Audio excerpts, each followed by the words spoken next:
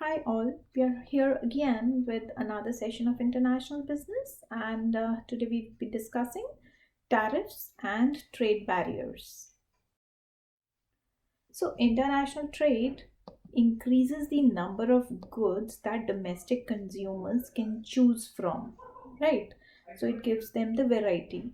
It decreases the cost of those goods through increased competition and allows domestic industries to ship their products abroad. Now, while all these effects seem beneficial, free trade isn't widely accepted as completely beneficial to all parties. In fact, if you know that President Trump's 2016 presidential campaign was highly critical of free trade agreements. In 2018, the Trump administration introduced billions of dollars in new tariffs on Chinese imports and threatened tariffs on other countries.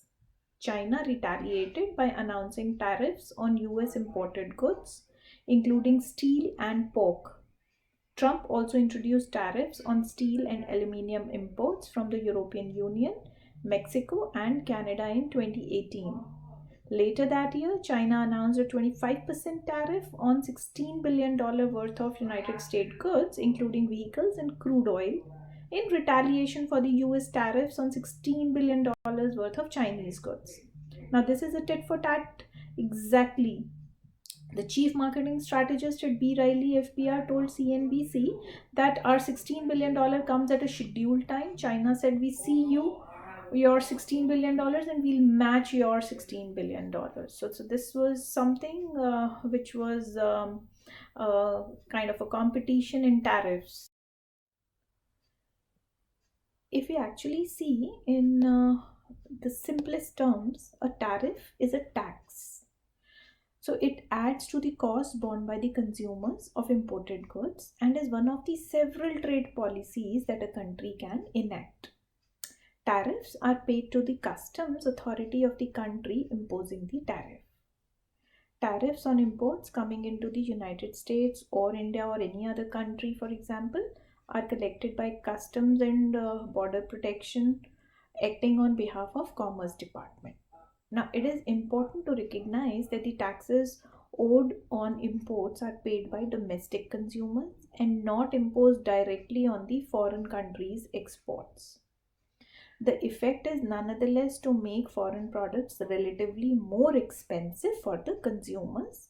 But if manufacturers rely on imported components or other inputs in their production process, they will also pass the increased cost on to the consumers. Very often we see that goods from abroad are very cheap. Why? Because they offer cheaper capital or labor costs. If those goods become more expensive, then consumers will choose the relatively costlier domestic products. So, overall, consumers tend to lose out with tariffs where the taxes are collected domestically. Now, which are the trade barriers that actually unjustifiably prevent your business succeeding in exporting? You may have different ways of describing them, and they all mean the same. They are often known as red tape, red roadblocks to export, price controls, subsidies, government rules, arbitrary rules and decisions, goods delayed at the border, holdups at customs, containers stuck on the wharf, biosecurity rules, restrictions on repatriating profits, local ownership rules, and a cost of doing business. Actually, it's a cost of doing the business in different countries or in a foreign country. What are the types of trade barriers? Tariffs and non tariffs. So, tariff barriers can include a customs levy or tariff on goods entering a country and are imposed by government. Free trade agreements seek to reduce tariff barriers. Now, non tariff barriers can include excessive red tape, onerous regulations, unfair rules or decisions, or anything else that is stopping you from competing effectively. Now, non tariff barriers can affect all forms of goods and services, exports from food and manufactured products through to the digital services.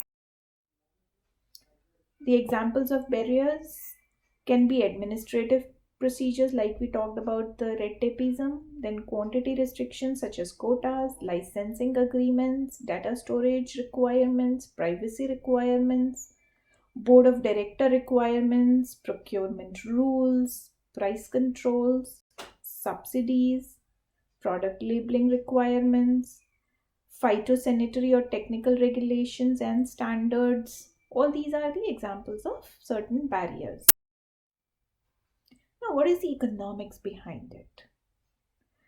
Trade barriers are government induced restrictions on international trade, which generally decreases overall economic efficiency.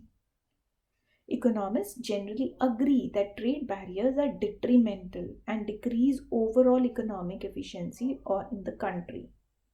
How can this be explained? It can be explained by the theory of comparative advantage.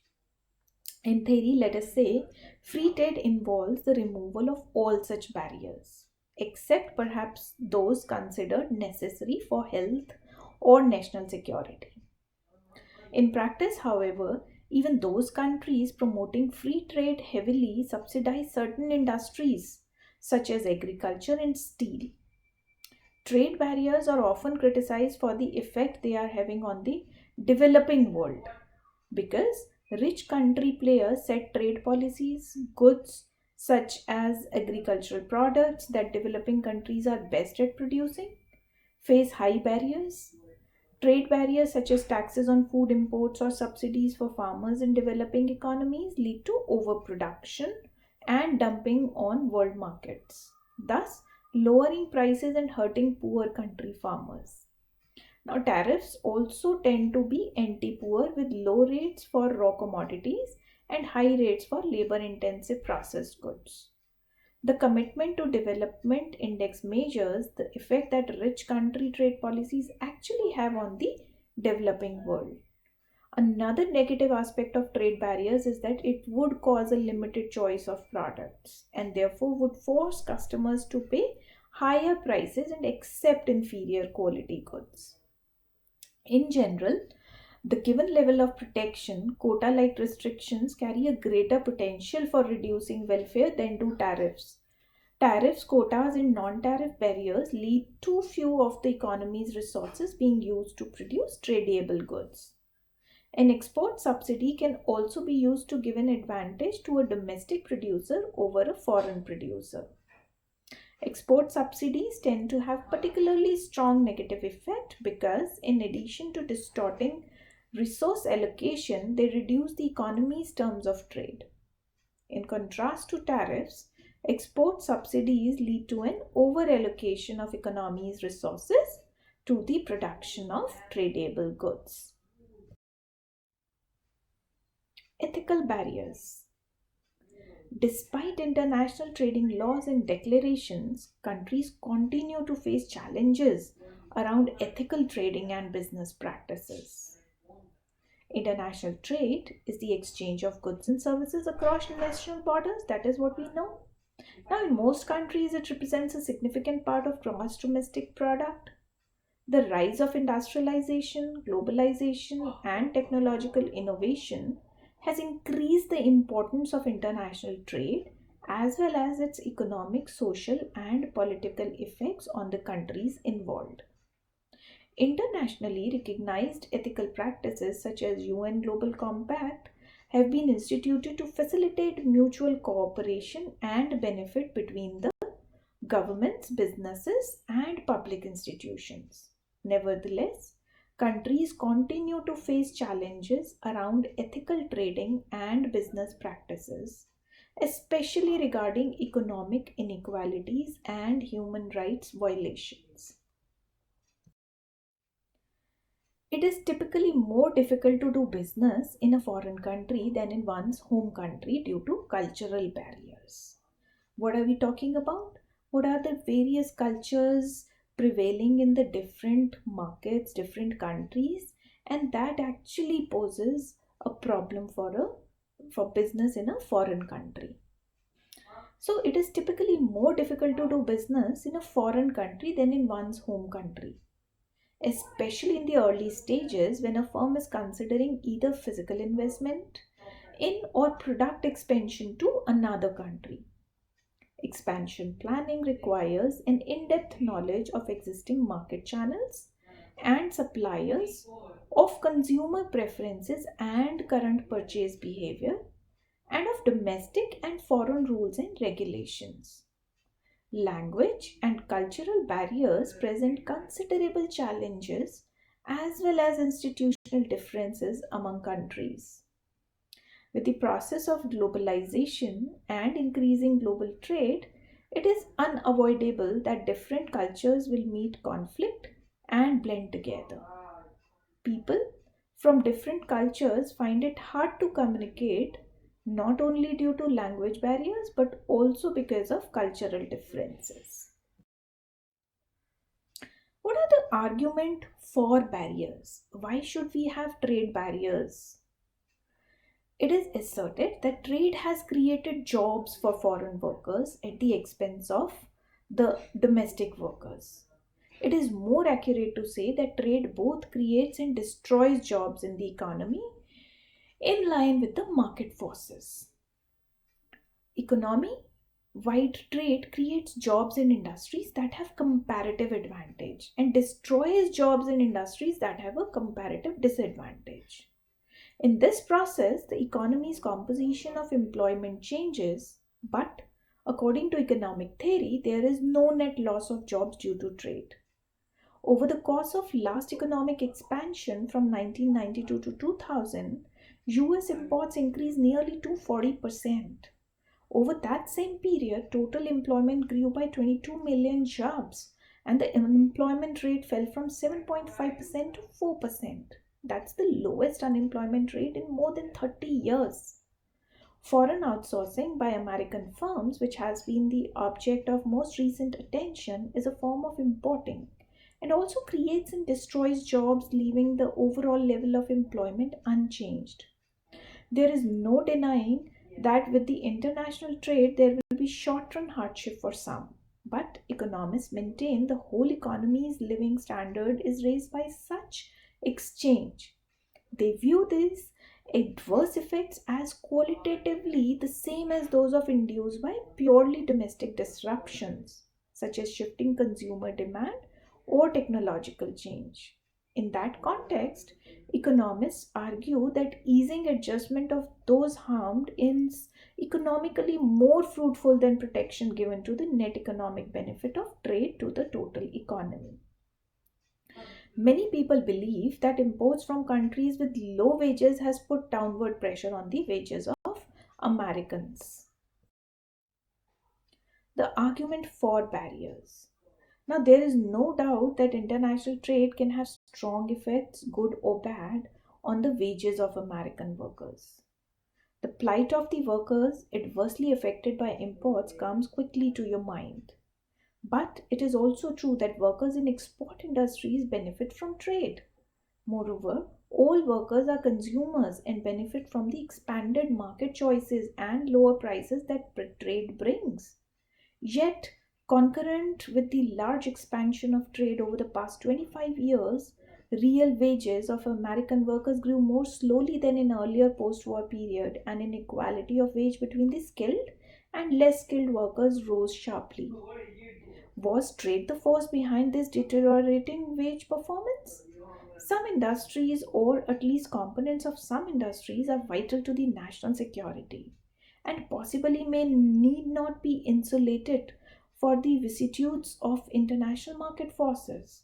Now, this determination needs to be made on a case by case basis since the claim is made by some who do not meet national security criteria. Such criteria may also vary from case to case. It is also true that national security could be compromised by the export of certain dual use products that, while commercial in nature, could also be used to produce products that might confer a military advantage to US adversaries. Controlling such exports is clearly justified from a national security standpoint, but it does come at the cost of lost export sales and an economic loss to the nation. Minimizing the economic welfare loss from such export controls highs on a well focused identification and regular evaluation of the subset of goods with significant national security potential that should be subject to control. Also, most trade barriers work on the same principle, the imposition of some sort of cost on trade that raises the price of the traded products. If two or more nations repeatedly use trade barriers against each other, then a trade war results. Also, economists generally agree that trade barriers are detrimental and decreases overall economic efficiency. This can be explained by the theory of comparative advantage. In theory, free trade involves the removal of all such barriers except perhaps those considered necessary for health or national security. In practice, however, even those countries promoting free trade heavily subsidize certain industries such as agriculture and steel. Now, trade barriers are often criticized for the effect they have on the developing world. Because rich country players call most of the shots and set trade policies, goods such as crops that developing countries are best at producing still face high barriers. Trade barriers such as taxes on food imports or subsidies for farmers in developing economies lead to overproduction and dumping on world markets, thus lowering prices and hurting poor country farmers. Tariffs also tend to be anti-poor with low rates for raw commodities and high rates for labor-intensive processed goods. If international trade is economically enriching, imposing barriers to such exchanges will prevent the nation from fully realizing the economic gains from trade and must reduce welfare. Protection of import competing industries with tariffs, quotas, and non tariff barriers can lead to an over allocation of nation's scarce resources in the protected sectors and an under allocation of resources in unprotected tradable goods industries. In the terms of the analogy of trade as more efficient productive process used above, reducing the flow of imports will also reduce the flow of exports. Less output requires less input. Clearly, the exporting sectors must lose as the protected import competing activities gain. But more importantly, from this perspective, the overall economy that consumes the imported goods must also lose because the more efficient production process, international trade cannot be used to the optimal degree and thereby will have generally increased the price and reduced the array of goods available to the consumer. Therefore, the ultimate economic cost of trade barrier is not a transfer of well-being between sectors, but a permanent net loss to the whole economy arising from the barrier's distortion towards the less efficient use of economy's scarce resources. Why are tariffs and trade barriers used? Now, tariffs are often created to protect infant industries and developing economies but are also used by more advanced economies with developed industries. There are many reasons for tariffs to be used. Major ones we would be discussing here. The first one is protecting domestic employment. The levying of tariff is often highly politicized. The possibility of increased competition from imported goods can threaten domestic industries. These domestic companies may fire workers or shift production abroad to cut costs, which means higher unemployment and a less happy electorate. The unemployment argument often shifts to domestic industries, complaining about cheap foreign labor and how poor working conditions and lack of regulations allow foreign companies to produce goods more cheaply. In economics, however, countries will continue to produce goods until they no longer have comparative advantage. The second is protecting consumers. A government may levy a tariff on products that it feels could endanger its population. For example, South Korea may place a tariff on imported beef from United States if it thinks that the goods could be tainted with a disease. Next is infant industries. The use of tariffs to protect infant industries can be seen by the import substitution industrialization strategy employed by many developing nations. The government of a developing economy will levy tariffs on imported goods in industries in which it wants to foster the growth. This increases the price of imported goods and creates a domestic market for domestically produced goods while protecting these industries from being forced out by the competitive pricing of the foreign companies. It decreases unemployment and allows developing countries to shift from agricultural products to finished goods. Now, criticisms of this sort of protectionist strategy revolves around the cost of subsidizing the development of infant industries. If an industry develops without competition, it could wind up producing lower quality goods, and the subsidies required to keep the state backed industry afloat could sap economic growth. Next is national security. Now, barriers are also employed by developed countries to protect certain industries that are deemed strategically important, such as those supporting national security. Defense industries are often viewed as vital to state interests and often enjoy significant levels of protection. For example, while both Western Europe and United States are industrialized, both are very protective of defense oriented companies. And the last is retaliation. Countries may also set tariffs as a retaliation technique if they think that a trading partner has not played by the rules. For example, if France believes that the United States has allowed its wine producers to call its domestically produced sparkling wines champagne, a name specific to the Champagne region of France, for too long, it may levy a tariff on imported meat from United States. If the US agrees to crack down on improper labeling, France is likely to stop its retaliation. Retaliation can also be employed if a trading partner goes against the government's foreign policy objectives. Now, what are the common types of tariffs? There are several types that a government can employ. The first are specific tariffs, then ad valorem tariffs. In case of non tariff barriers, there are licenses, import quotas, voluntary export restraints, local content requirements. Specific tariffs. A fixed fee levied on one unit of an imported goods is referred to as specific tariff. Now, this tariff can vary according to the type of goods imported. For example, a country could levy a $15 tariff on each pair of shoes imported, but levy a $300 tariff on each computer imported. Next is ad valorem tariffs. The phrase ad valorem is Latin for according to the value, and this type of tariff is levied on a goods based on percentage of that goods value. An example of an ad valorem tariff would be a 15% tariff levied by Japan on US automobiles. The 15% is a price increase on the value of automobile, so a $10,000 vehicle now costs $11,500 to Japanese consumers. This price increase protects domestic producers from being undercut but also keeps prices artificially high for Japanese car shoppers. Then, licenses. A license is guaranteed to a business by the government and allows the business to import a certain type of good into the country.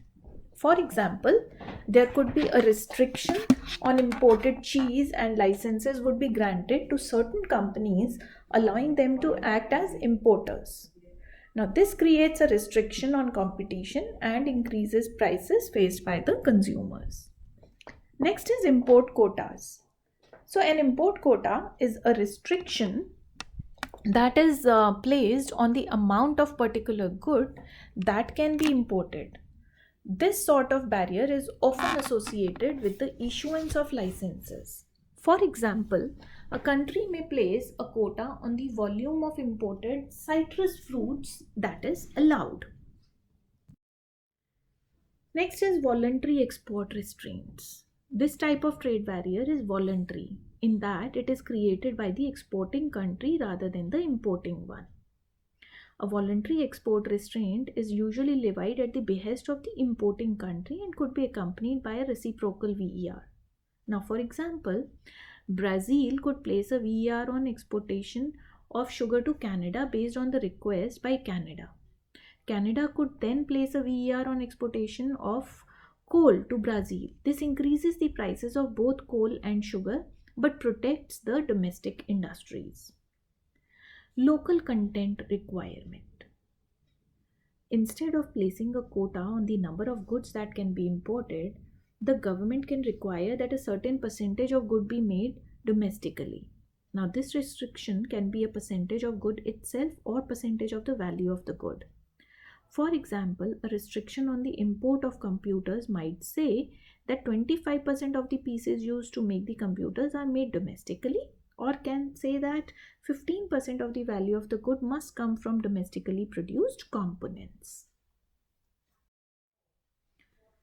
Now, if we see who benefits from these tariffs, the benefits of tariffs are uneven because a tariff is a tax. The government will see increased revenue as imports enter the domestic market. Domestic industries also benefit from a reduction in competition since import prices are artificially inflated. Unfortunately for consumers, both individual consumers and businesses, higher import prices means higher prices of goods. If the price of steel is inflated due to tariffs, individual customers pay more for the product using steel, and businesses pay more for steel that they use to make goods. In short, tariffs and trade barriers tend to be pro producer and anti consumer. The effect of tariffs and trade barriers on business, consumers, and government shifts over time. In the short run, higher prices of goods can reduce consumption by individual consumers and businesses. But during this period, some businesses will profit and the government will see an increase in revenue from the duties. In the long term, these businesses may see a decline in efficiency due to a lack of competition and may also see a reduction in profits due to emergence of substitutes for their products. For the government, the long-term effect of subsidies is an increase in the demand for public services since increased prices, especially in foodstuff, leave less disposable income. How do tariffs affect prices? Tariffs increases the price of imported goods. Because of this, domestic producers are not forced to reduce their prices from increased competition and domestic consumers are left paying higher prices as a result. Tariffs also reduce efficiencies by allowing companies that would not exist in a more competitive market to remain open. If we see how do tariffs affect prices, this figure illustrates the effects of world trade without the presence of tariff. Now in this graph, we see that DS means domestic supply and DD means domestic demand. The price of goods at home is found at the price P while the price is found at P star, right? At a lower price, domestic consumers will consume QW quantity of both the goods. But because the home country can only produce up to QD, it must import this gap. QW to QD is the import of goods, right? Now, if we see when a tariff or other price increasing policies put in place, the effect is to increase prices and limit the volume of the imports. Now, in this figure, the price increases from the non-tariff P star to P dash. Because the price has increased, more domestic companies are willing to produce the goods. So QD moves right and it shifts towards QW. So the overall effect is a reduction in imports, increased domestic production and higher consumer prices. Tariffs and modern trade. So the role tariff plays in international trade has declined in modern times. One of the primary reasons for the decline is the introduction of international organizations for improving the trade like WTO. Such organizations make it more difficult for a country to levy tariffs and taxes on imported goods and can reduce the likelihood of retaliatory taxes. Because of this, countries have shifted to non-tariff barriers such as quotas and export restraints. Organizations like WTO attempt to reduce production and consumption distortions created by tariffs. Now, these distortions are the result of domestic producers making goods due to inflated prices and consumers purchasing fewer goods because prices have increased. Now, since the 1930s, many developed countries have reduced tariffs and trade barriers, which has improved global integration and brought about globalization. Multilateral agreements between governments increase the likelihood of tariff reduction, while enforcement of binding agreements reduces uncertainty. What is the bottom line? So, the free trade benefits consumers through increased choice and reduced prices. But because the global economy brings with it uncertainty, many governments impose tariffs and other tariff barriers to protect their own industries. Now, there is a delicate balance between the pursuit of efficiencies and the government's need to ensure low unemployment. And government has to balance the tariffs, or it's a decision between how much tariffs to be put, because it directly affects the efficiency of the economy. These are the references, and thank you for listening.